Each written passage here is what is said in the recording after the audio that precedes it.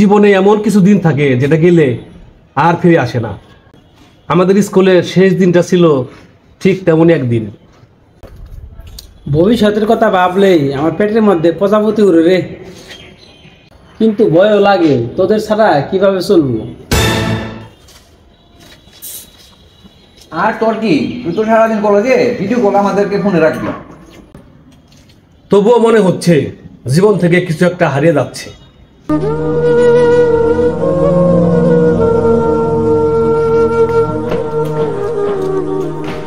আমি চাই আমরা তিনজন আবার 10 বছর পর ঠিক এই জায়গায় এসে বসবো। স্মৃতি তো ঠিক থাকবে, কিন্তু মানুষ কি ঠিক থাকবে রে সুমন?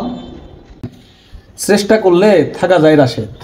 তুই তো সবসময় বলিস না, হার মানলে হেরে যাই, না মানলে শিখি।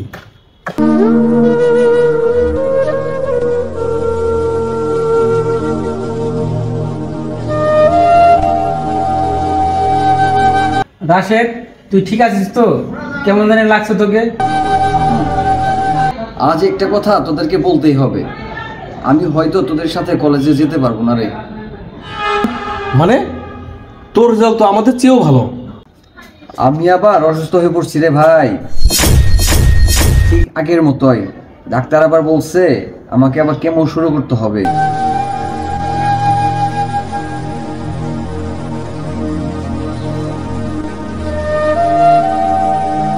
তুই তো বলেছিলি তুই ভালো আছিস, কেন লুকালি রে আমাদের সাথে? তোদের হাসি খুশি দেখতে চেয়েছিলাম, এই দিনটা যেন সুন্দর থাকে। আমি একটা চিঠি লিখছি আমাদের তিনজনের জন্য, 10 বছর পরে পড়বো। দেখি তুই চিঠিতে কি লিখছিস। যদি কোনোদিন কারোর জন্য আবার দেখা না হয়, মনে রেখো স্কুল মাঠের এই বিকেলে আমরা তিনজন একসাথে বসেছিলাম।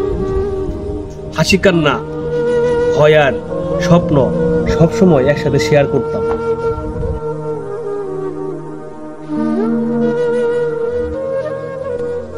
সে কথা রেখেছিল, শেষ দিন হাসি রেখে গেল।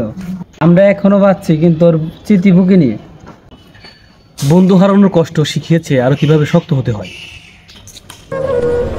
বন্ধুত্ব চিরকাল থাকে না, কিন্তু বন্ধুর জন্য লেখা চিঠি, স্মৃতি আর একসাথে কাটানো মুহূর্ত অমর হয়ে যায়।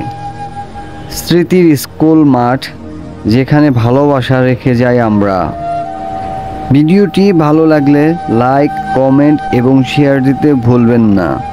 ধন্যবাদ।